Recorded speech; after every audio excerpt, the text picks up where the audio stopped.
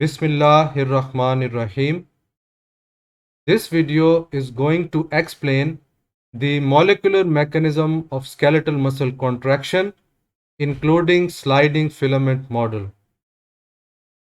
Before watching this video, you must watch my video on the sarcomere explaining general mechanism of skeletal muscle contraction. The link of that video is available in the description. If you have already watched that video, let's start.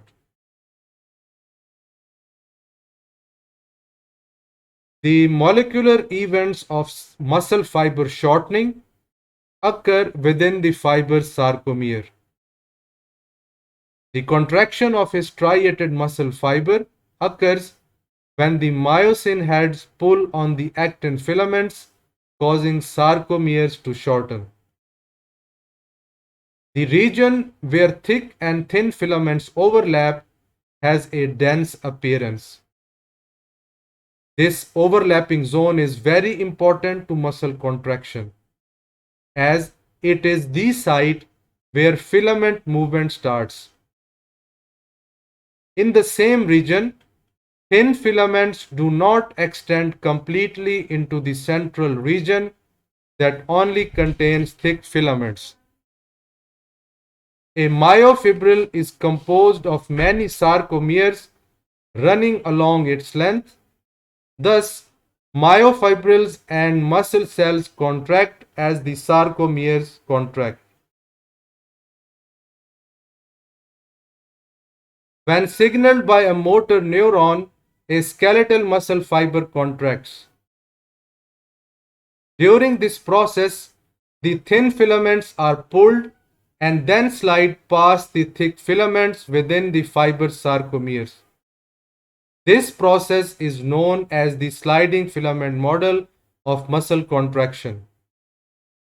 The sliding can only occur when myosin binding sites on the actin filaments are exposed by a series of steps that begins with calcium ion entry into the sarcoplasm.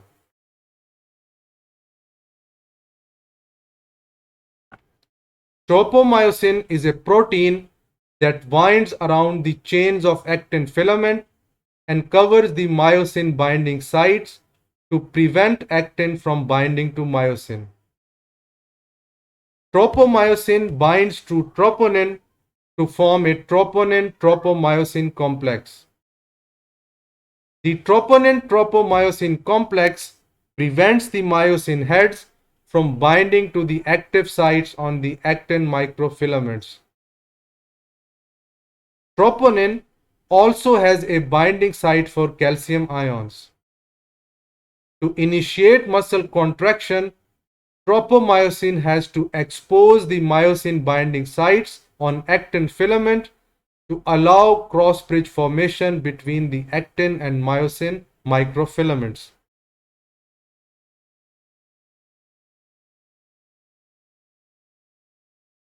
The first step in the process of contraction is for calcium ions to bind to troponin so that tropomyosin can slide away from the binding sites on the actin strands. This allows the myosin heads to bind to these exposed binding sites and form cross bridges. The thin filaments are then pulled by myosin heads to slide past the thick filaments toward the center of sarcomere. But each head can only pull a very short distance before it has reached its limit and must be recoiled before it can pull again, a step that requires ATP.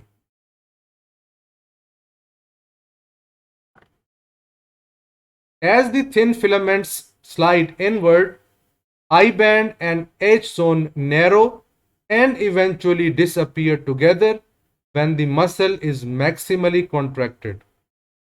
However, the width of the A band and the individual lengths of the thick and thin filaments remain unchanged.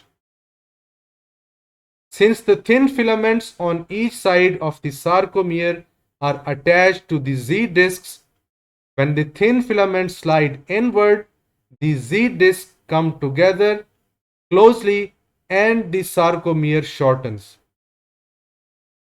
Shortening of the sarcomeres causes shortening of the whole muscle fiber, which in turn leads to shortening of the entire muscle.